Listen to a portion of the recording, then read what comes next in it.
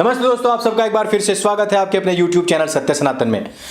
कल यानी कि 10 तारीख को रिजल्ट आने वाला है और रिजल्ट के बारे में एग्जिट पोल पहले ही आ चुका है।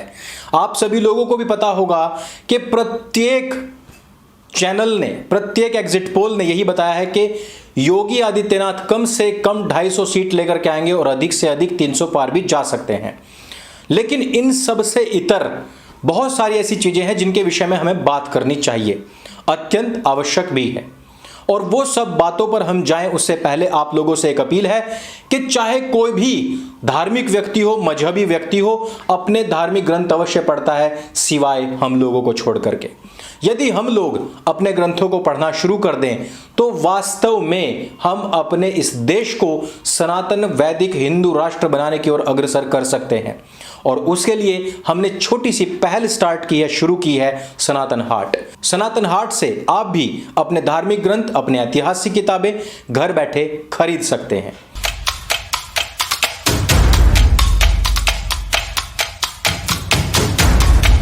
आज के इस वीडियो में हम जो बात करने वाले हैं कि एग्जिट पोल ने तो सब कुछ बता दिया और आपको बहुत सारे चैनल्स ने उसके ऊपर बड़ी बड़ी वीडियोस भी की होंगी, बताई होंगी, कहां से कौन जीत रहा है, कहां से कौन हार रहा है। सुनने में आया कि स्वामी प्रसाद मौर्य भी हार सकते हैं और यह भी हो सकता है कि अखिलेश यादव खुद भी हार जाएं। लेकिन अखिलेश यादव की पार्टी के बहुत सारे नेता पहले ही इस बात के लिए बयानबाजी कर चुके हैं कि हम हिंदुओं को घर से निकाल निकाल करके मारेंगे। दूसरे ने कहा कि जब हमारी सरकार आएगी तो पेशाब में दिए जलवाए जाएंगे। किसी ने कहा कि जो सरकारी लोग हैं, बाबू हैं, उनके साथ में हिसाब किताब पहले होगा, उसके बाद में तबादला होगा। उसके पहले अखिलेश यादव ये भी कह चुके थे कि 400 सीट तो हमारी ही आ रही हैं, 3 सीट किसी के लिए हम छोड़ देंगे, उसमें कोई भी वो बंटवारा कर सकता है। लेकिन अब आकर के अखिलेश यादव रोना झिझाना शुरू कर चुके हैं और इस रोने झिझाने के पीछे उन्होंने एक बड़ी ही हिंसक अपील कर दी है। और इस हिंसक अपील में उनका जो बैकडोर से आने वाला पार्टनर है, जो पर्दे के पीछे काम कर रहा है, वो कौन है? राकेश डकैत। इस व्यक्ति ने भी हिंसा के लिए पूरा आवाहन कर दिया है। और यह आवाहन क्या है, उस पर जरा गौर कीजिए। पहले राकेश डकैत का बयान आता है कि जिस प्रकार से ट्रैक्टर लेकर के हम लोग बॉर्डर्स पर गए थे, ठीक उसी प्रकार से हमको चुनाव की काउंटिंग के समय पर ट्रैक्टर लेकर के वहां पहुंचना पड़ेगा, हमारे लोगों को वहां पर जमावड़ा लगाना पड़ेगा। अब राकेश डकैत से यदि पूछा जाए कि वो किस पार्टी में है, किसकी तरफ से है, तो कोई उसका आंसर नहीं आता है। लेकिन कह रहा है कि हमारे लोगों को वहां पर जाना चाहिए, पहुंचना चाहिए। तो आप ये बताइए कि रालोद की कितनी सीट है भाई, कितने सीटों पर खड़ा है? यदि ये सोच भी लिया जाए कि भाई जयंत चौधरी और राकेश टिकैत तो आपसी दोस्त हैं, घर परिवार की बात है, तो उसके लिए ऐसा बोल रहा होगा, तो वैसा तो नहीं है। पूरे उत्तर प्रदेश में यह आह्वान किया गया है। तो पूरे उत्तर प्रदेश में कौन चुनाव लड़ रहा है और कौन टक्कर में था? वो है समाजवादी पार्टी। और जब राकेश डकैत का आंदोलन शुरू हुआ था, उसी समय पर मैंने क्या कहा था? मैंने कहा था कि कांग्रेस, सपा और रालोद ये मिलकर के चुनाव लड़ेंगे, या फिर अलग भी चुनाव लड़े तो बाद में जाकर मिलने का प्रयास करेंगे। और यही अपील कर दी है राकेश डकैत ने। नहीं तो भाई वो तो गैर राजनीतिक व्यक्ति है, कोई भी उसकी तरफ से इलेक्शन में नहीं खड़ा हुआ, वो खुद इलेक्शन में नहीं खड़ा हुआ। उसकी खुद की यदि जातीय पार्टी देखी जाए रालोद, तो उसका कोई अस्तित्व है नहीं। तो ये क्या हुआ? एक तरीके से वही हिंसा जो लाल किले पर हुई थी उसको दोहराने का प्रयास यहां से किया जाएगा।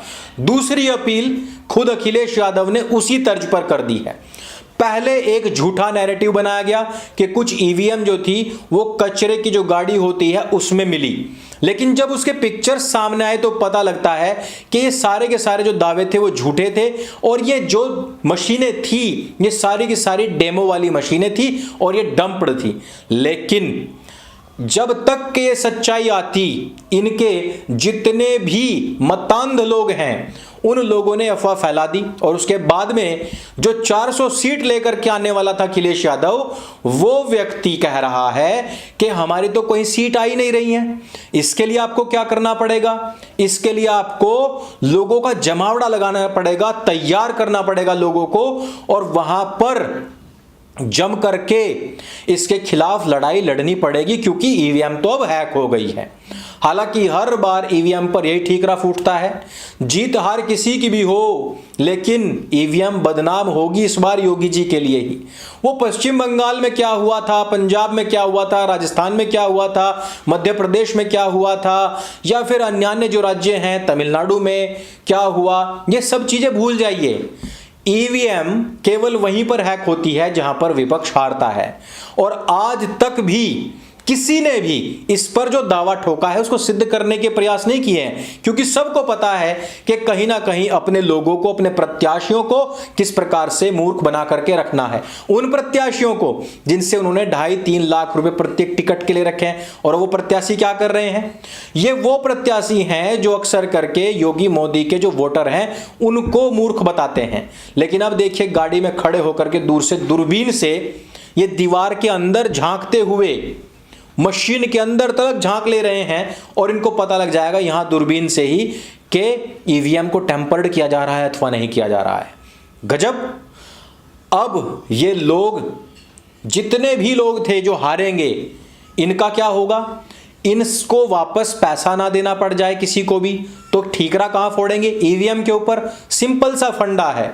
चुनाव आयोग इनको कई बार बुला चुका, लेकिन ये कोई जवाब नहीं देते हैं। अब सारे पॉइंट्स को जरा कनेक्ट कीजिए।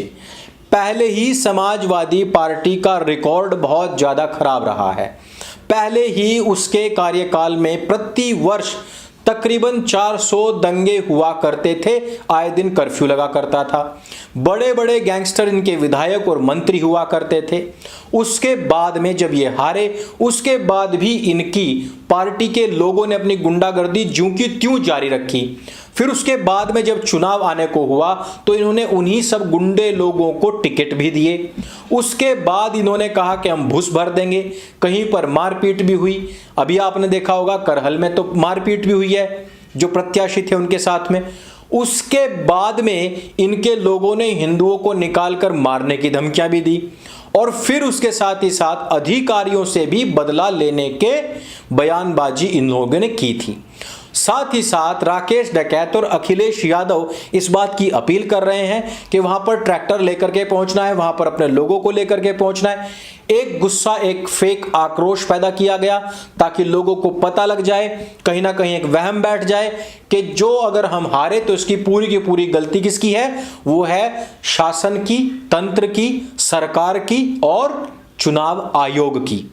और फिर यहां पर होगी फूट फटव्वल, जिसके 3-4 करोड़ रुपए तो सिर्फ टिकट लेने में चले गए, फिर 3-4 करोड़ रुपए खिलाने पिलाने प्रचार प्रसार में चले गए, और वो फिर अपनी अकर्मण्यता की वजह से और अपने निशान की वजह से और अपनी हिंदू द्रोहिता की वजह से अपने विकास कार्य ना करके उस पैसे को हड़पने के जो उसके भ्रष्टाचार वाले अतीत काल रहे हैं उनकी वजह से अगर वो हार भी जाएगा तो फिर उस फ्रस्ट्रेशन को कहां पर निकालेगा? हो सकता है कि अधिकारियों पर निकले, हो सकता है कि आम जनमानस पर निकले, हो सकता है कार्यकर्ताओं पर निकले, हो सकता है कि गरीब लोगों पर निकले, और हो सकता है कि वो कुछ पशुओं पर भी निकल जाए।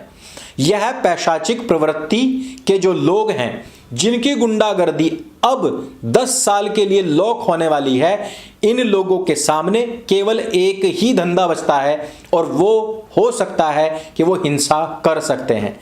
इससे डरने की आवश्यकता नहीं, बल्कि लोहा लेने की आवश्यकता है। इस वजह से कोई ऐसा ना समझे कि हम काउंटिंग के समय पर पहुंचेंगे ही नहीं तो हमारी जान भी बच जाएगी। जहां पर जितने हाथ उतने लठ हों, वहां से हर कोई भागता है। और आपको भी पता है कि बुलडोजर 2.0 अब आने वाला है, रिटर्न होने वाला है। और जो लोग भी अभी तक धमकी दे रहे थे उनके लिए तो योगी महाराज ने पहले ही कह दिया था कि 10 तारीख के बाद उनकी गर्मी निकाल दी जाएगी। इसलिए यह समय धैर्य का भी है, पेशेंस रखें, कल तक का समय है। हमें सबको केवल यह नहीं कि खुशी में सब झूम जाएं।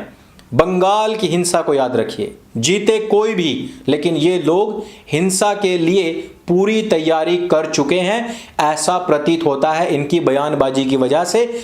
आम जनमानस को इनसे सावधान रहने की आवश्यकता है, सतर्क रहने की आवश्यकता है, और मेरी अपील ये भी है कि उसके बाद में कानून व्यवस्था प्रशासन को इतना ज़्यादा प्रबल कर दिया जाए कि इस प्रकार के जो गुंडे हैं, चोर उचक्के हैं, बदमाश हैं, इन लोगों का सर उठने से पहले ही कुचल भी दिया जाए। क्योंकि हमारा उत्तर प्रदेश पिछले 5 साल के अंदर जितना शांतिमय रहा है उसको कहीं ना कहीं भंग करने का प्रयास अब इन डकैतों के द्वारा शुरू हो चुका है। आप लोगों का क्या कहना है? मेरी प्रेडिक्शन 250 से 300 के बीच में है। आप लोगों का क्या मानना है हमें नीचे कमेंट करके अवश्य बताएं। सनातन हाट पर आप पहुंच रहे हैं अथवा नहीं, यह भी हमें बताएं। उसका एक्सपीरियंस कैसा है? हम जिसको कि लगातार सुधारने के प्रयास कर रहे हैं, अपने सुझाव भी दें और गर्मी निकालने में योगी महाराज को और क्या क्या चीजें करनी चाहिए यह भी हमें कमेंट करके अवश्य बताएं। इस वीडियो में सिर्फ इतना ही। आप लोग भी सावधान रहें, सतर्क रहें, पटाखे तैयार कर लें। फिर मिलते हैं कल शाम को रिजल्ट के साथ में। तब तक के लिए आप अपना ख्याल रखें। मेरे संग बोले सत्य सनातन वैदिक धर्म की जय। जय हिंद, वंदे मातरम।